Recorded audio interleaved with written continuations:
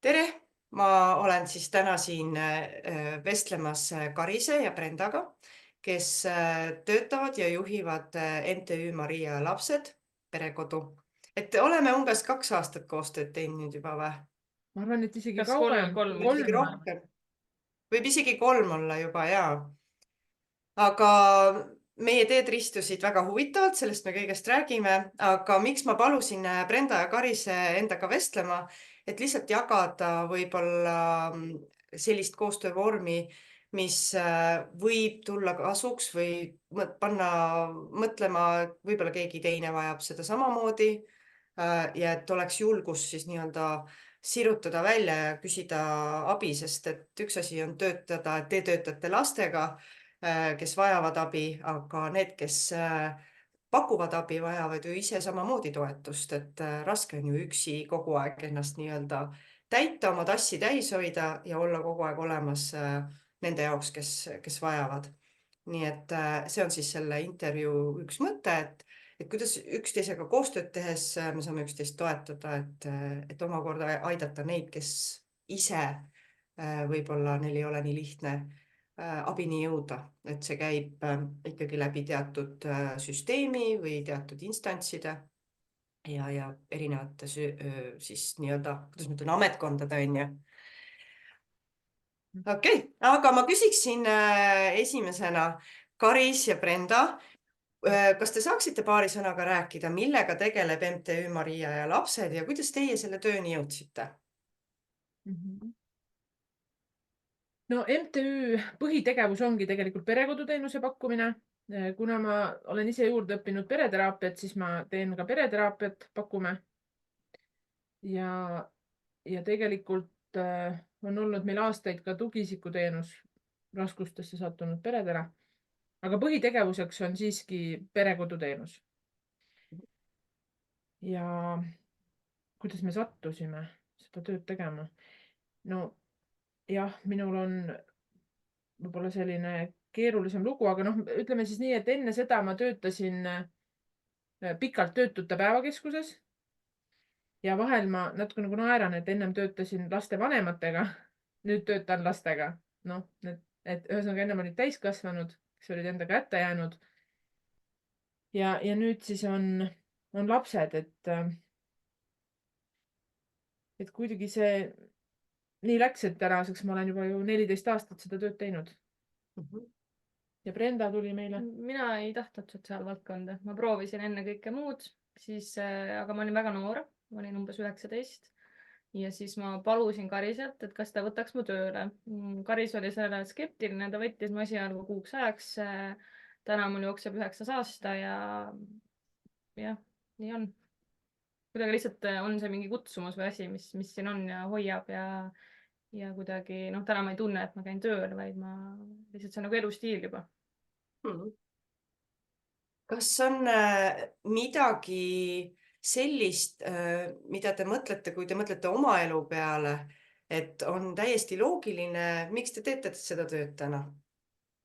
Muidugi ainult nii palju jagage, kui soovite, aga lihtsalt niimoodi üldiselt, et ikkagi me jõuame mingite ametite või tööni, sest meil on kuskil endal võib-olla natukene sellist kas huvi või põhjust või kõik sellised, lihtsalt kas on midagi sellist teie eludes ka? No vaata, nii on. Me oleme mõlemad tegelikult oma lapsepõlve elanud ju Imastus lastekodu kõrval. Seal oli väga suur lastekodu sellel ajal, erivajadustega lastekodu. Ja mina mäletan lihtsalt oma lapsepõlves seda, et kui keegi tuli mulle külla, siis neid lapsi kardeti. Sest nad olidki teistsugused. Ja minul noorena tekkis selline segadus, sellepärast et mina paljude nende lastega sain hästi läbi. Ja siis nähes teiste reaktsiooni, siis ma ei saanud aru, kuidas on see nagu võimalik, et tegelikult nad ei ole nagu nii teistsugused. Jah, välimuselt, nad olid kõik ju erivajadusega lapsed, aga enamik nendest olid tegelikult väga sõbralikud ja väga sellised toredad ja nad olid nagu ikkagi meie mängukaaslased ka. Et ma ei tea, kas sellel kuidagi on seotud, kuidas see on täpselt seotud, aga ma arvan, et see võib-olla see lapsepõlve kogemus andis nagu selle, et tegelikult ei peaks võib-olla nii tugevaid eelarvamusi omama.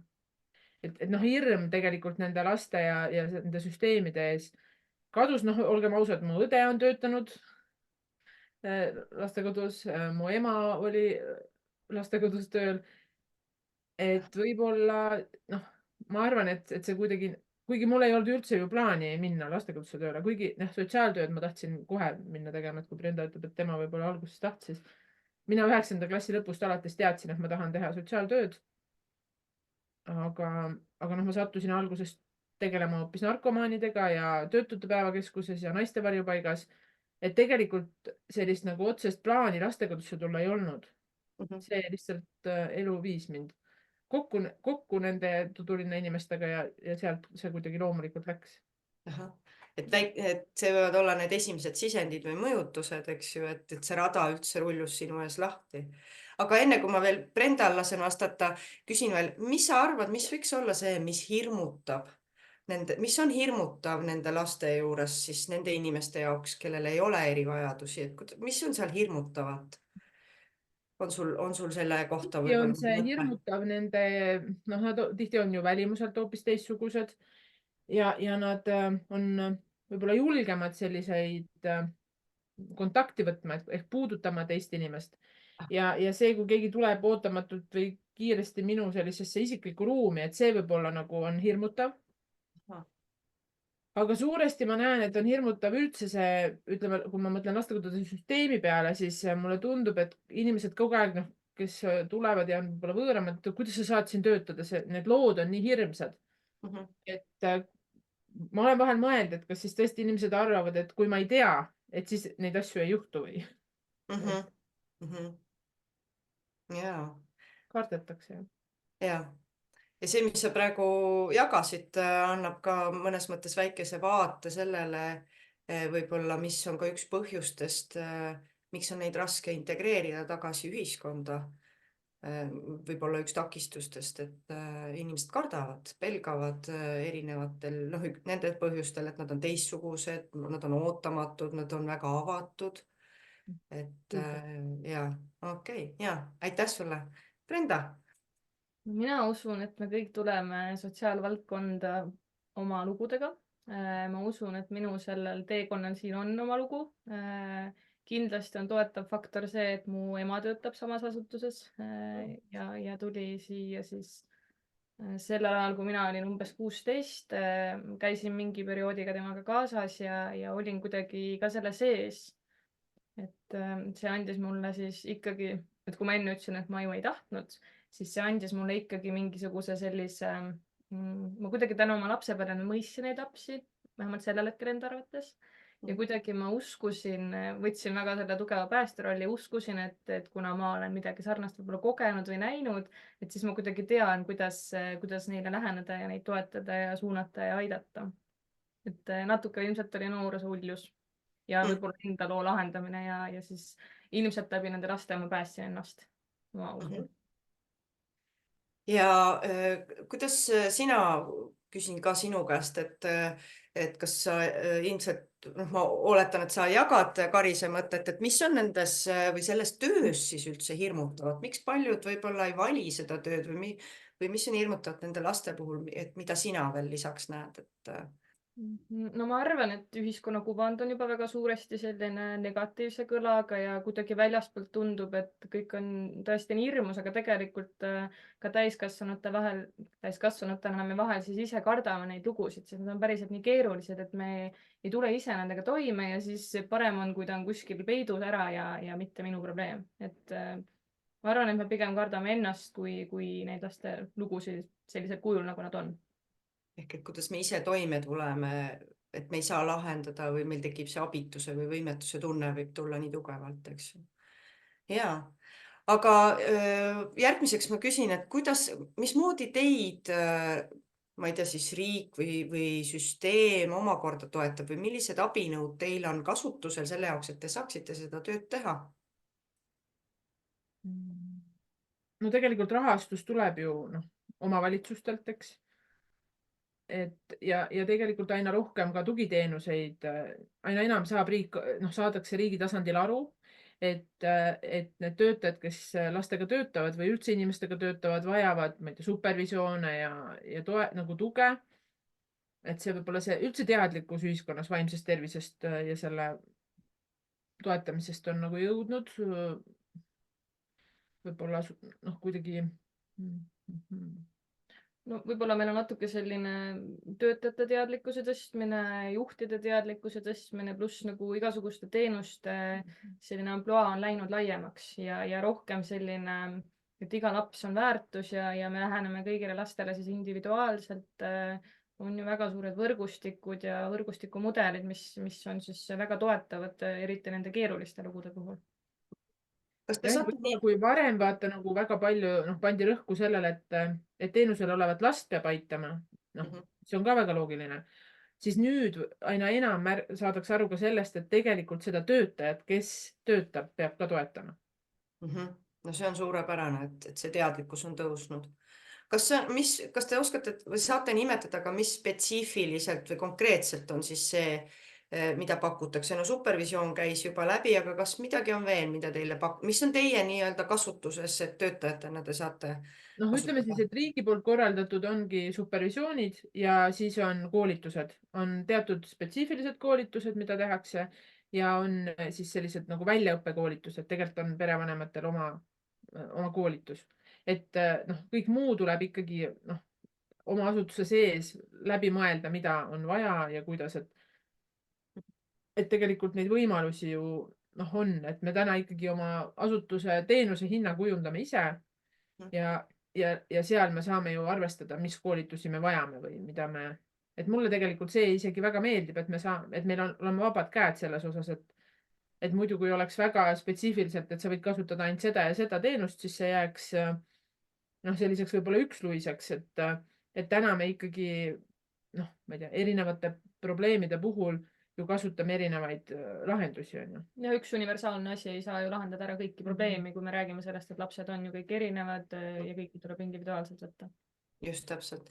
Nii et see vajadus võib olla, mis abi teie vajate omakorda, et toetada siis lapsi, võib olla seinast seina vastavalt olukorrale, perioodile, mis iganes, aga et ma kuulen seda, et te saate palju ise kujundada ja küsida, mida te vajate ja kõlas nagu, et tegelikult suhteliselt palju tullakse vastu, et võimaldatakse seda, et te saate siis need teenused kätte. Et kas see hõlmab ka endas psühholoogiteenust ja kõik sellist erinevat abi ka veel, mis käib juurde siia? Jah, me saame võimaldada töötajatele, kui on vaja. Väärtuspõhist abi ikkagi saab, jah. Eks see on nagu iga asutuse enda otsustada tegelikult, aga mina juhina täna ikkagi tunnen, et ma saan võimaldada töötajatele psühholoogilist abi, kui seda on vaja. Okei, suurepärane. Selles suhtes seda on hea kuulda ja kui mõelda mitmekümneid, võib-olla isegi 100 aastat tagasi, mis olukorras siis need asutused olid, mis oli nende eesmärk, kuidas seal tegelikult lapsed elasid ja millistes tingimustes siis ja töötajad samamoodi, et siis see on ikka väga suur muutus, mis täna on toimunud, et palju on vabasid käsi, et pigem toona oli võib-olla mentaliteet, et just nagu Brenda ütles, et saame nad kuhugile eest ära ja varju jalust ära ja just kui probleem on lahendatud, aga tegelikkuses need lapsed ju kasvavad üks päev täiskasvanuks. Nad on ühiskonna osa ja ilmselt neil kõigil on ka mingisugune väärtus, lihtsalt see tuleb üheskoos proovida üles leida, kuidas nemad saaksid panustada, eks ju siia. Et igal juhul on ka neil oma osa, et nad ei ole ju niisama ühiskonnas siia tulnud. Aga just, et see võtta vaevaks, et üles leida see, et aidata sellel noorel jõuda sinna, et mul on midagi anda ja mis see siis oleks ja kuidas ma saaks seda teha, on siis just see, mida me saame üheskoos teha. Nii et mul on hea meel kuulda, et mis te soovite, et tuge on vaja, siis see on nagu kätte saada. Okei, aga meie teed tegelikult ristusid läbi ühe teie perelapse.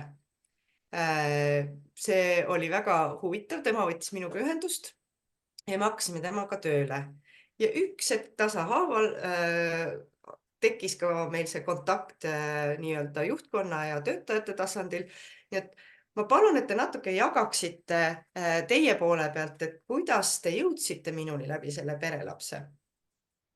Ja rääkige nii palju, kui saab, eks ju, et... Mina mäletan väga hästi, et see meie noor oli käinud päris palju teraapiates erinevates ja tal alati tekkis nagu see olukord, et kui asi hakkas jõudma selleni, et ta pidi hakkama mingeid asju lahendama päriselt, et siis ta enam terapeudiga koostööd teha ei tahtnud ja siis ta ütleski, et tal on vaja uut terapeuti ja siis ta asuski otsima.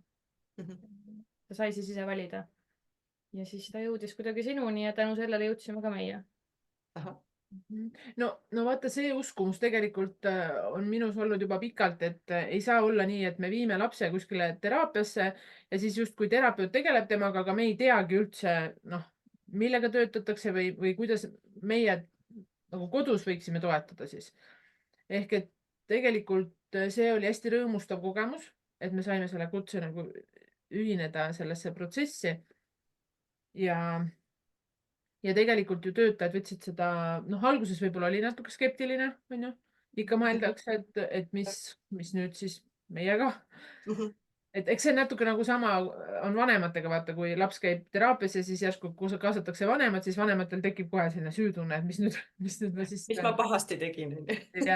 Et mina kõrvalt nagu nägin, et töötajatel esmane reaktsioon oli ka see, et okei, et mis nüüd siis meie vahest oleme kõik teinud.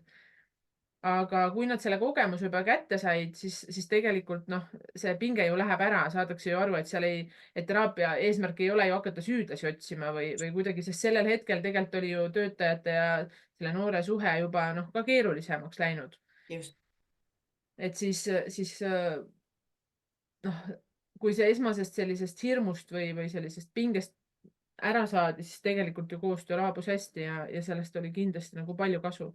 Ja seal tekkis see võimalus nagu näha siis seda lapse poolt neutraalselt ilma nende oma emotsioonide ja tunneteta, mis see kogu olukord oli võib-olla esile kutsunud nii töötajas kui lapses.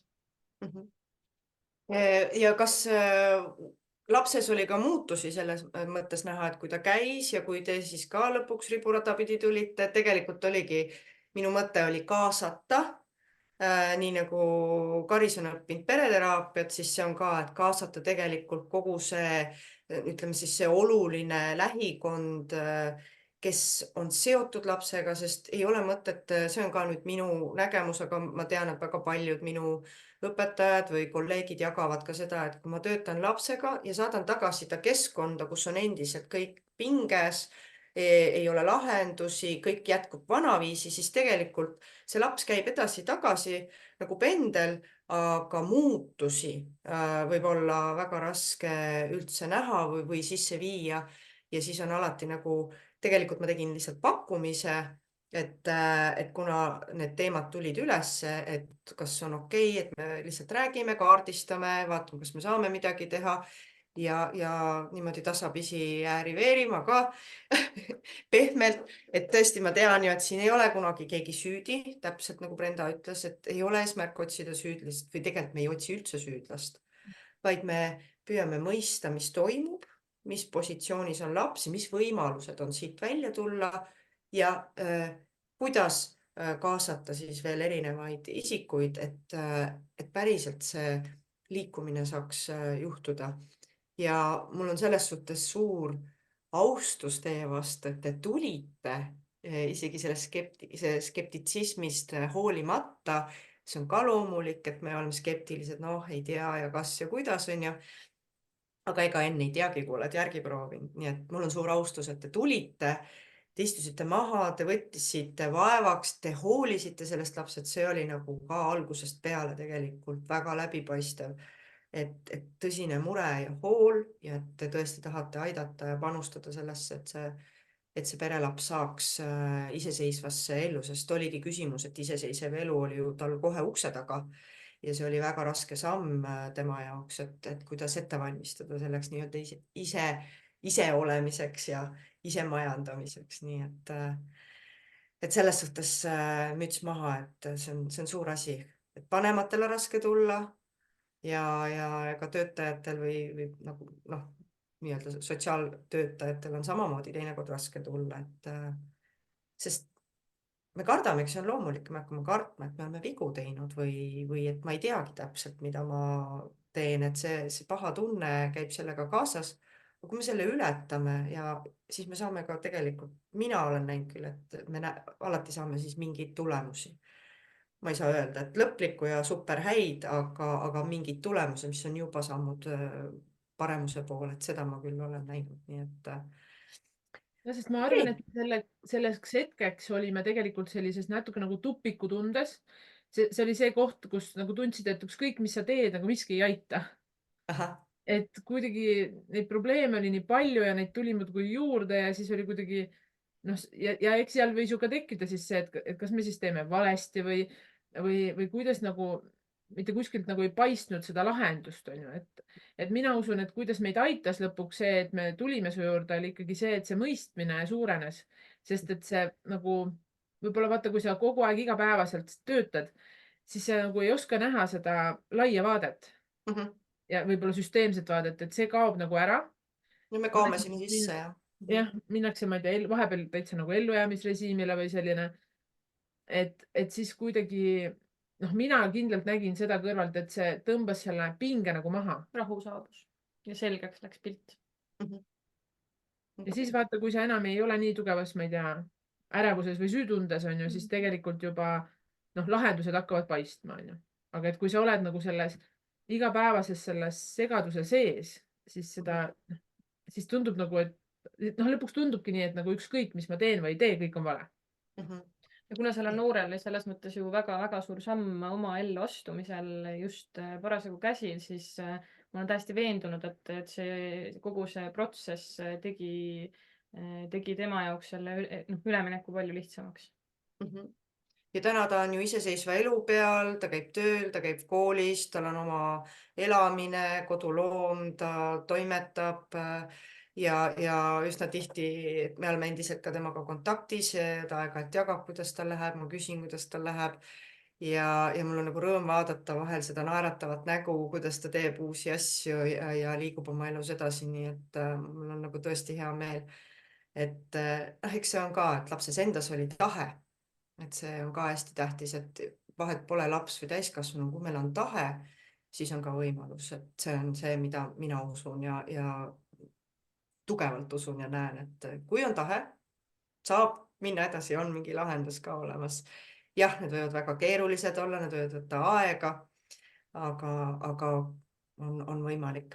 aga milliseid teenuseid te minu käest olete võtnud, et üks on siis perelapsele teraapia, tegelikult siis psühhoteraapia teenuseid, ma pakun psühhoteraapiat ja kehapsühhoteraapiat ja süsteemset lähenemist ja siis ma kombineerin neid. aga mida teie lihtsalt, et ka teie enda suust nii-öelda öelda, et mis on need teenused, mida te minu käest tellite või küsite ja võib-olla mõned mõtted, mis on tulevikuks või ühesõnaga selline. ja mis oli see vajadus, kust see tuli, see vajadus, et neid küsida, et üks meil on praegu selge, kust see tuli, aga teised. Ma mõtlen korra, et jah, me ju tegelikult töötajatele supervisioone pakume siiani edasi ka väga pikalt juba, aga kuidagi jäi nagu minu sisse see tunne, et eriti raskete juhtumite puhul siis seda jäi väheks ja siis meil tuli jälle meelde, et aga me Jaana juures käisime meeskonnaga, kui me selle tüdruku lugu lahendasime ja sealt tuli see mõte tegelikult, et küsida abi, sest jällegi see kuidagi vaata, kui ma saadan töötaja, ma olen mõelnud, mul on olnud, et töötajad käivad üksi supervisioonil, siis nad käivad grupi supervisioonil. Aga see on teine tasand tegelikult, ütleme töös. Ja mida me nägime, rasked juhtumid tegelikult, see vajadus tuli kindlalt sellest, et eriti rasked juhtumid trigerdavad ju töötajaid nagu ennast.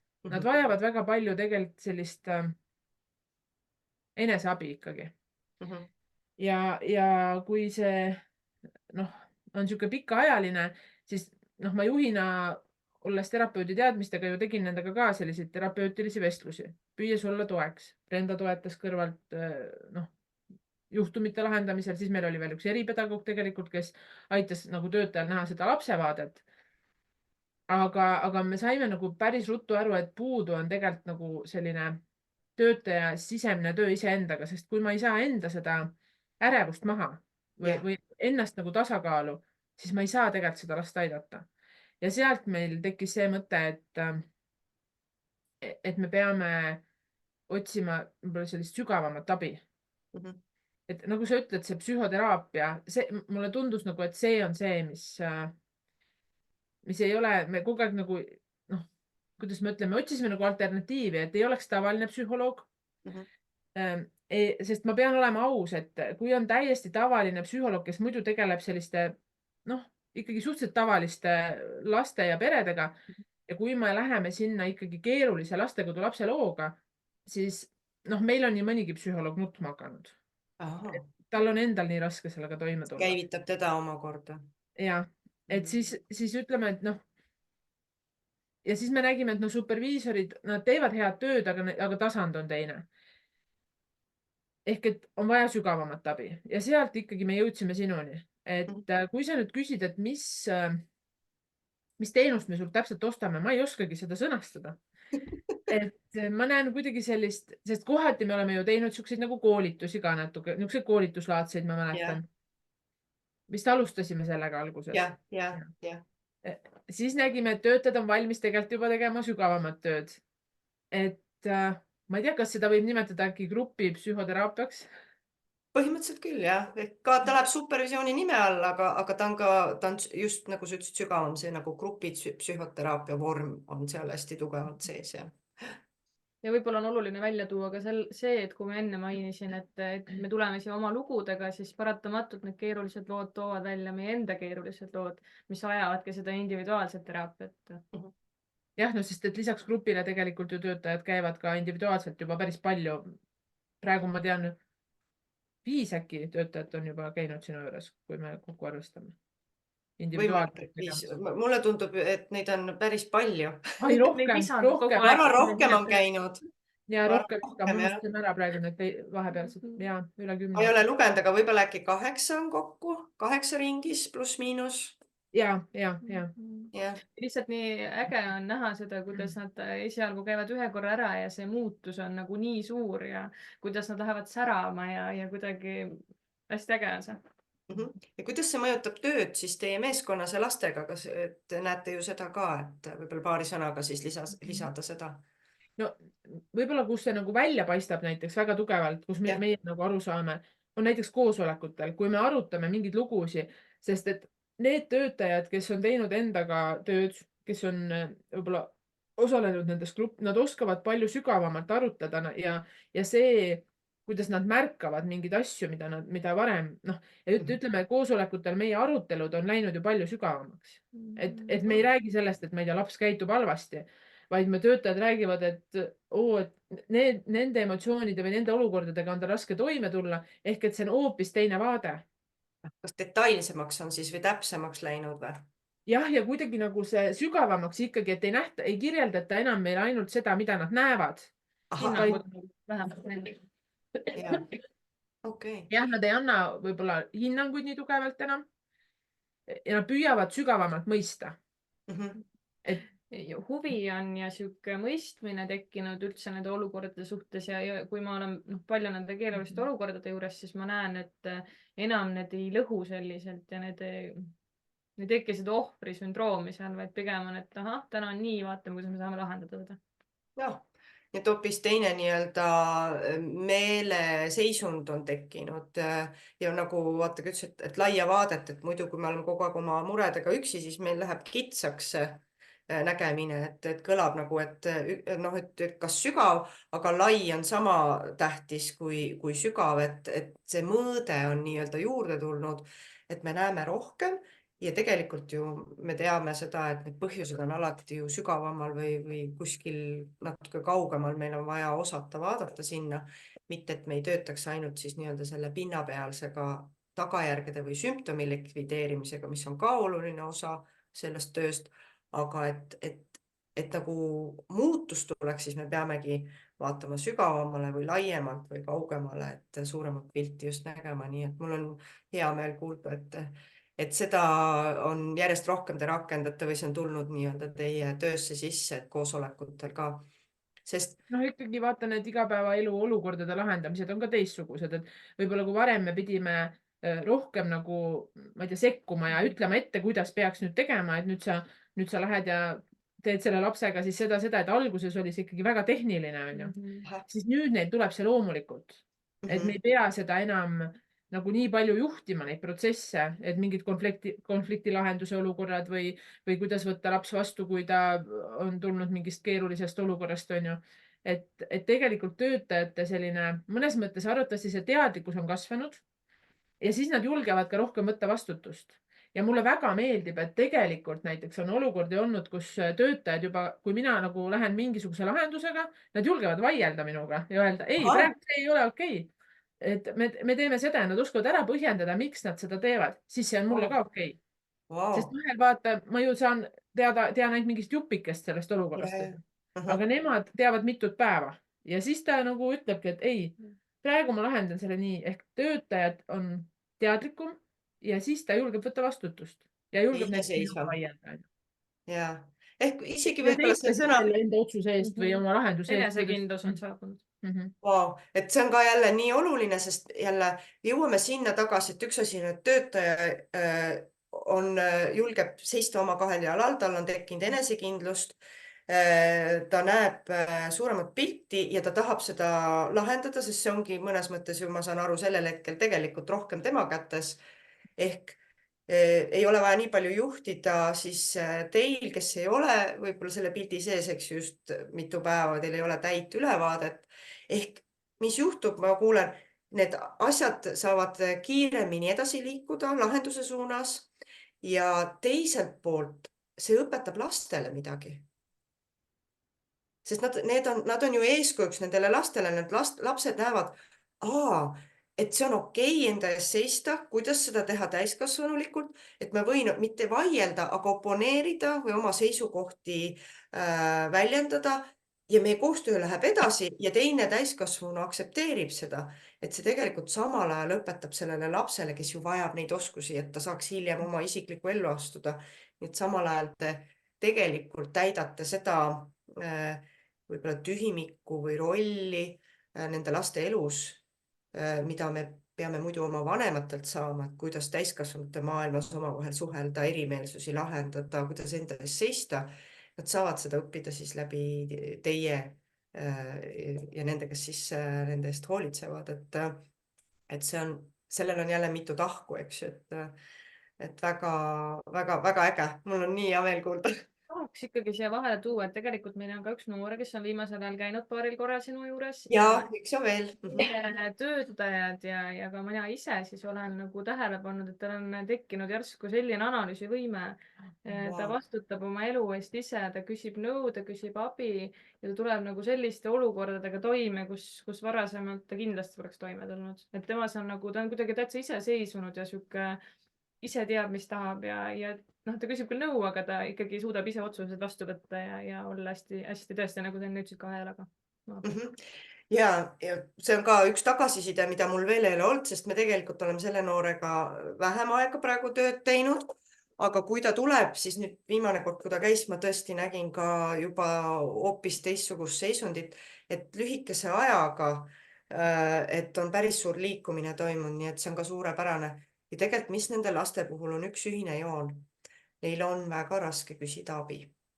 Et see, et selline noor, kes on raske taustaga, kellel ei ole seda peretoetust, ma ütlen päritolu peretoetust selja taga, neil on väga raske abi küsida. See tähendab tunnistada, et ma ei oska, ma ei saa ja tihti nad lähevadki ju tegelikult sellesse käitumismustrisse või seisundisse, kus nad püüavad sellest üle olla ja satuvad tegelikult seeläbi pahandustesse või püüavad kuidagi lahendada olukordi, mis on võib-olla täiskasvanulikud olukorrad, aga nad on endiselt nii-öelda lapse kohas, sest neil pole seda üleminekut olnud, et selline, see on lukus nii-öelda. Aga see, mis te kirjeldate, on see, et see üleminek on lahti läinud, ta on saanud siit teise kohta tulla ja nüüd ta saab hoopis teises kohast neid asju nagu arutleda ja analüüsida. Ja see on tegelikult lõppkokkuvõttes, kui küsitakse, mis see enesekindlus on, aga see ongi see enesekindlus. Ma julgen küsida ma julgen kuulata vastust, ma julgen ise siis valiku teha ja vastutada selle eest ja analüüsida. Ja kui ma seda teen, ma tean, et see on nagu minu otsus ja ma vastutan ka tagajärgede eest, aga et mul on olemas see tagala või tugi, kuhu ma võin pöörduda. Me vajame seda kõik. Jälle ütlen, et vahet pole, oled sa lastekodu laps, tavapere laps, oled sa täiskasvanu, noor, oled sa juba väga kõrges eas. Me vajame abi, me vajame teist inimest, nii et see on väga ilus nagu vundament, mis läheb nendele lastele siis kaasa tänu sellele. Okei. Aga ma küsin siis veel, kas on mingeid mõtteid ja ideid veel tulevikus ja millised on teie tuleviku ootused, lootused mulle või üleüldse selles valdkonnas? No meil on mitmeid mõtteid. Me tegelikult tahaks võib-olla sinuga koos vaadata ka meie organisatsiooni struktuuri. Natuke niisugust organisatsiooni, ma ei tea, konstellatsiooni vaadet. Et see on niisugune, ütleme siis see on juba selline suurema pildi huvi on tekkinud meil, et huvitav. Et me oleme võib-olla ma juhina olen väga palju nagu proovin keskenduda nendele, et üks maja toimiks ja teine maja toimiks ja nii. Aga nüüd on tekkinud see mõte, et okei, aga kui vaataks nagu kogu pilti, et see on kuidagi võib-olla meil praegu ja siis üldse juhtkonna töö, sest me oleme pannud palju rõhku praegu veel perevanematega tööle, aga teisalt ikkagi ka juhtkonna omavaheline selline, ma ei tea, positsioonid ja hierarhia ja kuidas meil sellega tegelikult on. Et see on nagu tekitanud võib-olla sellist, et kui me oleme seal sinu juures olnud ja vaadanud neid peredes toimuvaid süsteeme, siis minul juhina on tekkinud nagu see tunne, et okei, aga kuidas ma praegu, kui ma peaks vaatama kõrvalt seda kogu asutuse pilti või juhtkonna pilti, et milline see päriselt oleks, sest vaata ikkagi selles teraapias tulevad need asjad nähtavaks teistmoodi kui see, mis ma mõtlen. Just. Et see on üks idee meil praegu. Ja siis teine idee on see, et me oleme nagu mega kadedad selle minade laagri osas. Me ei saanud sellega liituda praegu ajaliselt. Aga me mõtlesime, et võib-olla on võimalik teha personalile mingisugune suvel paaripäevane, midagi nagu, midagi sellist. Me oleme alati suvel tahtnud koos ööbimisega teha töötajatele midagi huvitavat. Me oleme, ma ei tea, käinud kanuuga sõitmas või kas muid asju tegemas, aga praegu jäi selline mõte, et tahaks midagi hoopis teistsugust neile pakkuda. Et siis on see mõte, et jällegi ei ole meil kindlat ideed, aga ma arvan, et see nagu sinuga koostöös see mõte hakkab jooksma ja kuidas siis teha või mida teha. Ja ma ei teagi. No kindlasti jätkata neid teraapiaid, mis juba käivad, sest tulemused on väga head. Jah, ja vaadata, et kuidas siis uus meeskond, et kuidas me siis see on hästi huvitav jälle ka, et kuidas viia uute inimesteni selline lähenemine, sest ma olen alati olnud ka ettevaatlik, sest see on natuke teistsugune lähenemine ja skeptikuid on palju ja kuidas siis nagu, kuidas inimesteni viia, et eks seepärast me ju ka alguses tegime selle nagu koolituse laadse ja siis samm-sammult jälle minna, et aga samas sina oled nii turvaline, et kui nad sinu juurde juba jõuavad, siis kuidagi kõik muud asjad loksuvad ise paika. Et tuleb lihtsalt ühe korra tulla, Jaana üle vaadata, temaga paar sõna juttu rääkida, midagi toimetada ja siis saab edasi nagu otsustada, et kui hull see asi siis on, eks, et kas tasub proovida või mitte. Sest olgem ausad, vaata, kuna praegu ühiskonnas üldse on neid terapeute erinevaid nii palju, see maastik on läinud nii kirjuks, et selles orienteeruda on endalgi raske. Et siis neid skeptikuid on palju ja sellised, et kus keegi täpselt midagi aru ei saa. Et kuidagi see kesktee leidmine ja kuidas seda uute inimesteni viia. See on väljakutse, aga me vaatame... Seda peab kogema, seda ei saa sõnadega niikuinii edasi anda.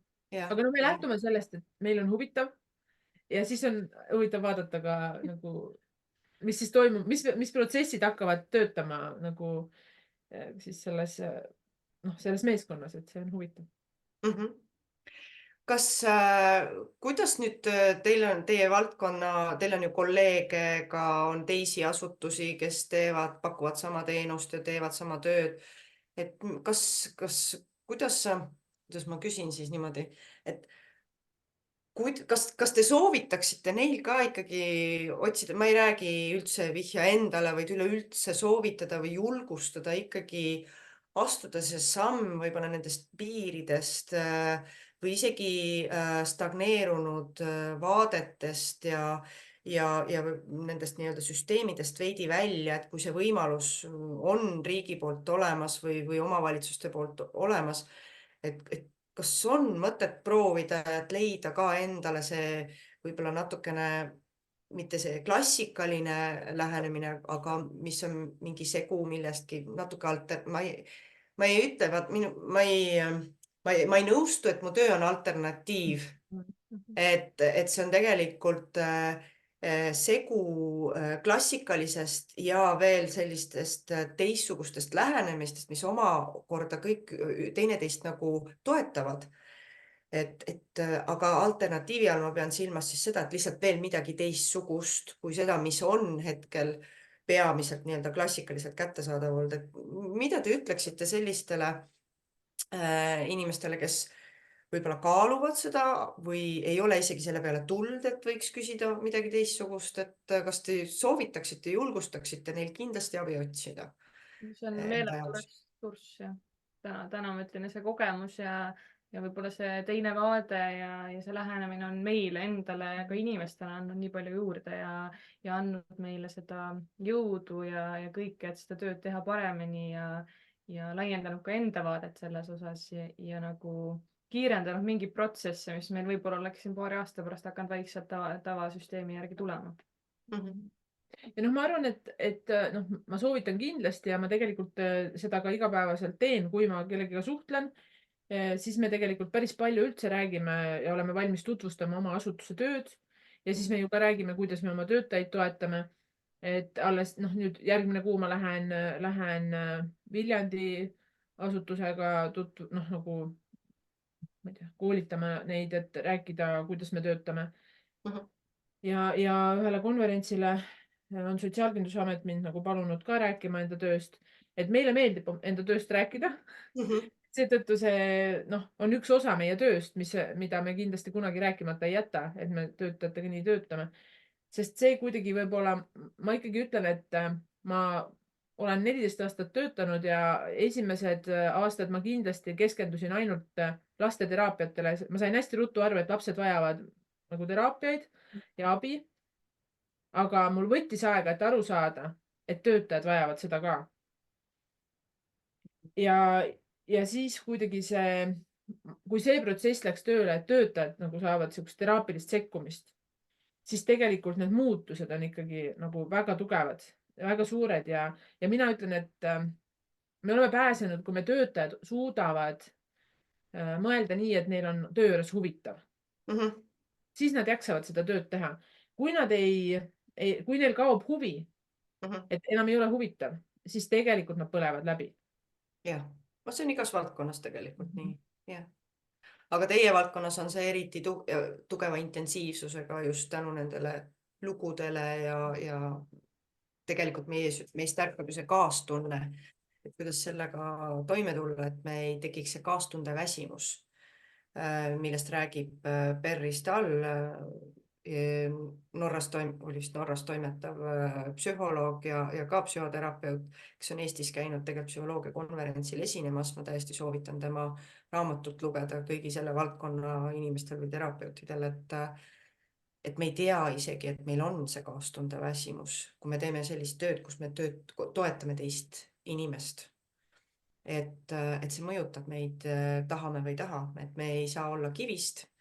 Ja kui me paneme kaitsed ette, see oli, mis me siis alguses ka Karis mainis ja Brenda, et inimesed lähevad nagu ellujäämisrežiimile või püüavad mingisugusest kohast reageerida.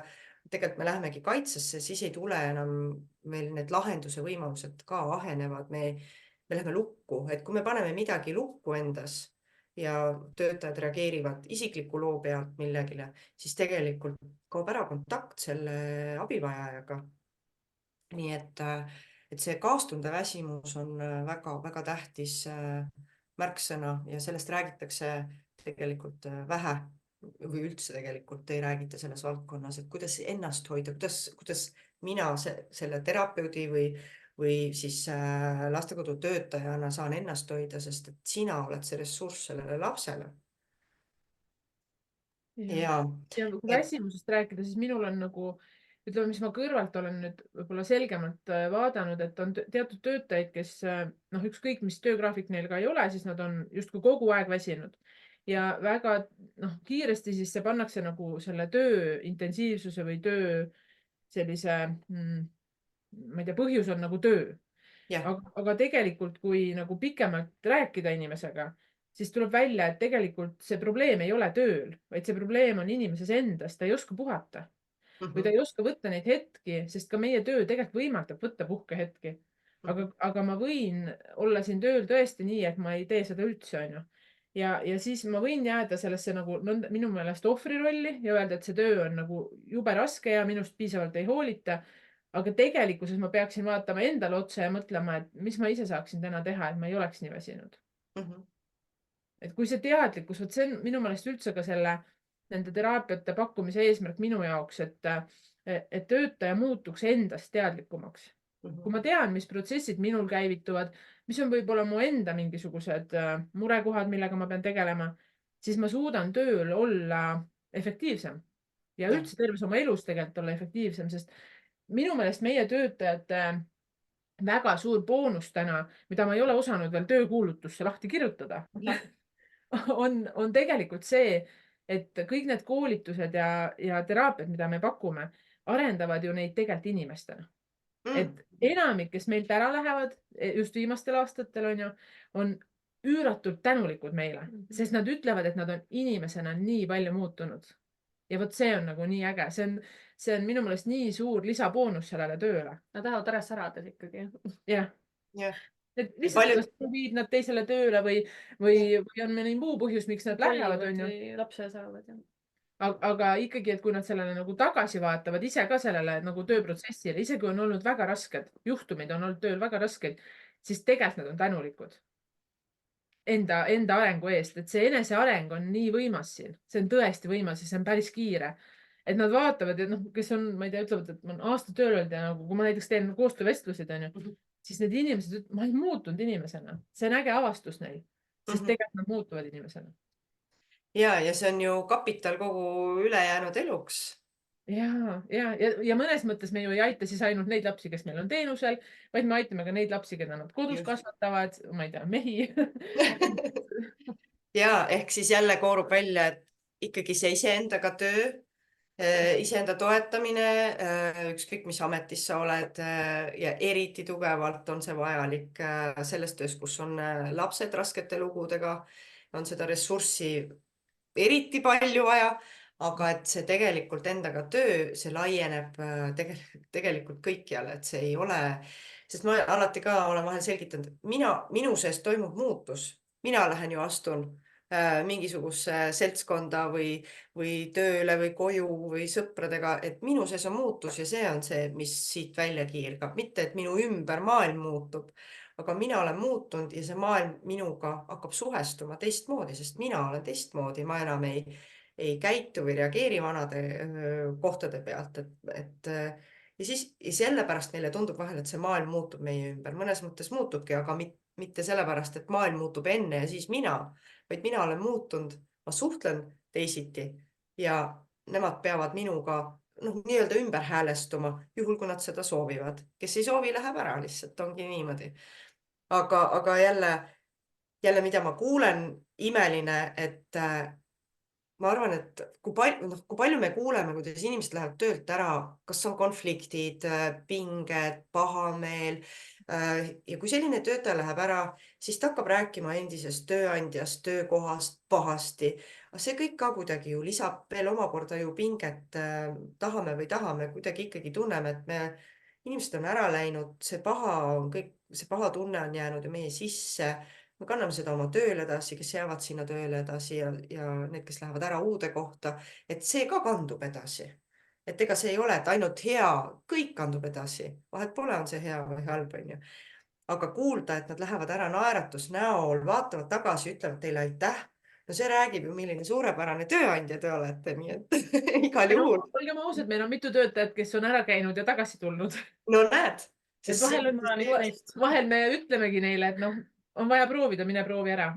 jah, ja see on ka tore, vaata, et nii oluline suhtumine, et sa ei ole meie oma, sa oled vaba tulema, minema, me teeme oma parima, et pakkuda sulle head kohta, head töökeskkonda, aga see on alati sinu valik ja see on väga selline ka täiskasvanulik koht, eks ju, et mis lõppkokkuvõttes tulemusena, ma arvan, hoiabki töötajaid hoopis kauem tööl teie juures, pikema perioodi, rõõmsamana, rohkem täidetuna ja neil on julgus vaadata, proovida midagi muud ja siis avastada, et mis see siis on minu jaoks. Okei, aga viimane veel, viimane küsimus, kas on midagi, mida te ise veel sooviksite jagada siia lõpetuseks või kokku võtta? Mina tahan lihtsalt tänada, et meil on selline võimalus sinuga üldse koostööd teha. Aitäh, Brenda, et te usaldate, see on mulle jälle hästi oluline au, et selline usaldus te tulete. Ja ma arvan, et noh, mina juhina pean ütlema, eks ju, et see kõik see protsess, see ei ole olnud ainult selline, et ma toetan sellega töötajaid, vaid tegelikult ma arenen sellega ise. Et ma olen ikkagi nende töötajatega koos neid teraapiaid läbides või neid protsesse läbides ise väga palju õppinud ka enda kohta. Et noh, rääkimata siis individuaalsest tööst, aga noh, mulle kuidagi ikkagi võib-olla ma tahaks, et võib-olla mis siit jääks kõlama ikkagi täna on see, et tihti on asi ikkagi meie enda suhtumises. Ma olen palju viimasel ajal mõelnud seda, et näiteks noh, vaata sotsiaalvaldkonnas üldse on selline nagu, ma ei tea, kuidagi suhtumine, et noh, et see on niisugune, kus raha ei saa ja selline nagu noh, selline väga raske valdkond, siis tegelikult mina ütlen, et see on jällegi suhtumise küsimus. Ja tihti kuidagi ma olen nii mõelnud, et kui kergesti me võtame ise ka selle nagu omaks siis, et see, mis ühiskonnas kuidagi on, siis me mõtleme ka, et noh, nii ongi, et see peab olema, et see on ikkagi meil raske töö ja justkui mõnes mõttes siis keelad endal ka nagu rõõmustada mingite asjade üle, sest kindlasti tuleb siis jälle kohe mingi raskus, on ju. Et kuidagi kogu see selline lugu töötajate suhtes enda, ma ei tea, juhi positsioonilt vaadates, mulle aina enam ikkagi tundub, et kõik saab alguse suhtumisest. Ja sellest, kas ma suudan oma tööd vaadata huviga, kas ma suudan neid protsesse ja olukordi ja teisi inimesi, mitte ainult lapsi, vaid ka tegelikult oma töökaaslasi vaadata. Nii huvitav. Kui mina käitun nii, siis tema käitub nii. Et natuke sihukest mängulisust ja seda võiks meie töös üldse, ma arvan, olla rohkem. Ja samas ka nagu see, et me kogu aeg, mulle nagu teeb juba haiget see, kui ma kuulan kuskilt jälle, et öeldakse, et noh, riik peaks kuidagi meisse paremini suhtuma või riik peaks ka tegema midagi, et sotsiaalvaldkond oleks nagu tunnustatud rohkem. Siis mina ütlen, et me ise peame, meist saab see alguse. Et meie peame olema need, kes ütlevad, et see ei ole nii. Ja ise uskuma ka sellesse, et kuidagi ega keegi teine ei saa meid õnnelikuks teha, kui me seda ise ei tee. Väga hästi öeldud. Kuidagi noh, ma arvan, et see on ka töötajatega sama, et mina loodan lihtsalt, et ka selle teraapia ja nende selliste protsesside käigus nad saavad sellest ise aru, sest siis nad võtavad rohkem vastutust ja siis nad juba ka ise, sest ka töötaja peab võtma, kui ma olen siia tööle tulnud, siis mul on teatud vastutus. Ja kui see mulle ei sobi, siis ma saan ära minna, aga jääda nagu siia ja olla ohver ja mõelda, et issand, mul on nii raske töö ja see on nagu nii hull olukord siin ja need lapsed on ikka nagu nii rasked. Noh, siis vaata ei teki mitte midagi, mingit arengut, mingit muutust, et mina pean ütlema, et on olnud töötajaid, keda ma ise ka motiveerin lahkuma, sest ma näen, et nad on õnnetud siin. Et kui töötaja on õnnetu, siis nagu ma olen ausalt nagu mõelnud ise, et kuskil 90% oma ärkveloleku ajast olen ma ju tööl. Ja kui ma nagu siis olen ka õnnetu, mis mõte sellel elul siis on? Et noh, ma loodan, et meil, ma ei tea, enamik me töötajaid tegelikult on õnnelikud selles töös ja oskavad märgata seda positiivsust, mis siit nagu kaasa tuleb, et igal juhul aina enam see nii on. Ma olen täiesti kindel, et kui ma vaatan oma tööajale tagasi, siis ma ikkagi saan täna öelda, et ajas on see olukord läinud ikka palju paremaks. Et inimeste teadlikkus on läinud paremaks. Ja ma just tahan nagu mõelda, et ega nende teraapiate või siis koolituste eesmärk ei olegi meile ju enam niivõrd nagu õpetada neile, et nad peavad teadma, mida see laps tunneb või teeb. Vaid see, et nad peavad tegelikult endast teadlikud olema, mis juhtub minuga, kui see laps nii käitub. Ja siis ma juba nagu saan, sest et ega selle nende teraapiate tagajärjel suuresti see olukorrad ju ei muutu, mis meid ees ootavad. Muutub see suhtumine nendesse olukordadesse. Just, kuidas ma lahendan ja lähenen sellele. Jah. Et mina pean ütlema, ka mina tegelikult mingil hetkel istusin ja mõtlesin, ma lähen töölt ära, ma ei jaksa seda kõike on minu arust liiga palju. Ma Brendale ütlesin, ei, ma ei suuda või me lõpetame selle ravikodupere ära, sest see on nii hull. Minu armastus on see. Ja siis sain aru, et vau, nagu istusin maha ja mõtlesin, et ma olen täis ohvri rollis ju. Ja siis mõtlesin, vau, aga miks ma pean ära minema nagu? Mis ma muuta saaksin praegu selles olukorras? Ja siis sa hakkad juba abi küsima, siis hakkavad nagu lahendused paistma, aga nii kaua, kui ma istun selles kohas, et ma olen nagu õnnetu ja rahulolematu, ma ei näe ühtegi pahasti. Ja ma võingi nii istuda, on ju. Ja terve elu niimoodi olla. Aga ma olen mõeld, elu on liiga lühike. Ma ei viitsi. Väga hea suhtumine. Ma olen kõigega nõus, mis sa ütlesid. Ja vastutuse kohta ma tahan lisada, et see on ka üks sage selline ühiskondlik või kollektiivne uskumus, et vastutus on midagi paha. Vastutus on lihtsalt vastutus, mis tähendab seda, et ma teen midagi ja ükskõik mida ma teen, isegi kui ma otsustan mitte midagi teha, on ka, et ma tegin midagi. Siis sellel on tagajärjed ja et ma vastutan nende tagajärgede eest. Aga see jälle, et sellel on nagu kuidagi sellel sõnal vastutus ja tagajärjed on nii negatiivne maik ühiskonnas. See tähendab lihtsalt seda, et tagajärg võib olla ka see, et midagi läheb hästi. Ma vastutan ka selle eest. Ja see seisundi muutus, eks sealt see algabki, et see nii hea näide, kuidas sa ütlesid, et ma istusin ohvri rollis ja siis ma mõtlesin, oota, aga äkki ma saan ise muuta. Ehk tegelikult sa ju avasid nii-öelda piltlikult öeldes väravad ja lahendus sai hakata sisse tulema. Miks ma istun siin ei lahene midagi. Et õiged küsimused ja hakata liikuma. Ja just, et armastada seda elu ja mängulisust, et isegi kui meil on rasked lood, kuidas ma saan siia tuua ka ikkagi sellist kergust, sest see on see, mis aitab ka, see on ju ressurss. Miks me siis seda ei kasuta? Nii et aitäh teile. Kas Brenda, sa soovid ka veel midagi öelda? Karis võttis kokku kõik, mida ma võib-olla oleksin öelnud. Nii et ma ütlen veel kord aitäh.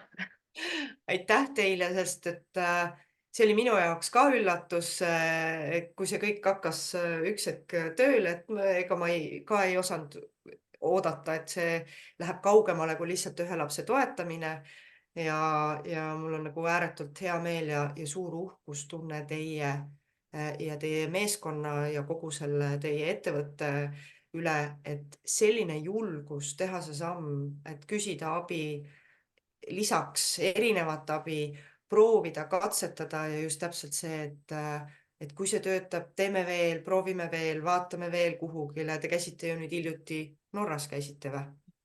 Ja kolleegidega tutvumas, et tegelikult on see samasugune töö nagu iga teine oma väljakutsetega. Ja mul on hea meel, et te ei istu üksinda seal selle künka otsas ja proovi kuidagi pingutada, et küll me hakkama saame, vaid et võib ühenduda teiste inimeste ja võimalustega. Nii et aitäh. Ma ütlen ausalt, müts maha teie ees, sest minu arvates või vähemalt ma ei ole väga palju kuulnud või minuni ei ole see info jõudnud, kui palju teised sarnased asutused või valdkonnad julgeksid nii-öelda mitte klassikalist lähenemisest mööda minna ja küsida teistsugust abi.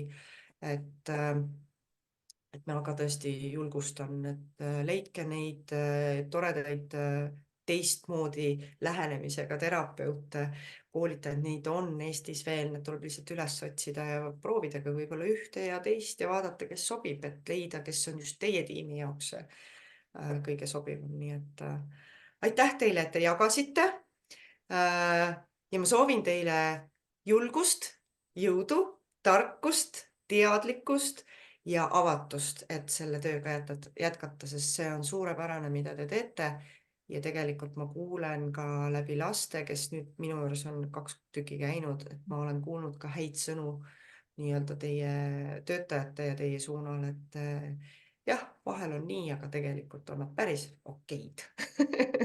Ja ma arvan, et see on väga hea. See on juba väga hea hinnang, et ma saan aru, et nad pole ka harjunud niimoodi pikalt lahti seletama, aga kui nende suust tuleb juba tegelikult on okei, siis see on nagu ja see, noh, sa näed, see seisund on ka selline, tõesti, seal on sihuke rahu või nad on tegelikult rahul sellega, et neil on igal juhul parem. Ja kuidagi neil on parem, kui võib-olla muidu oleks, nii et nad tegelikult on ka tänulikud, seda ma kuulen ka. Aitäh teile selle aja eest ja ma lasen teid tagasi tööle. Ja kuuleme, näeme jälle.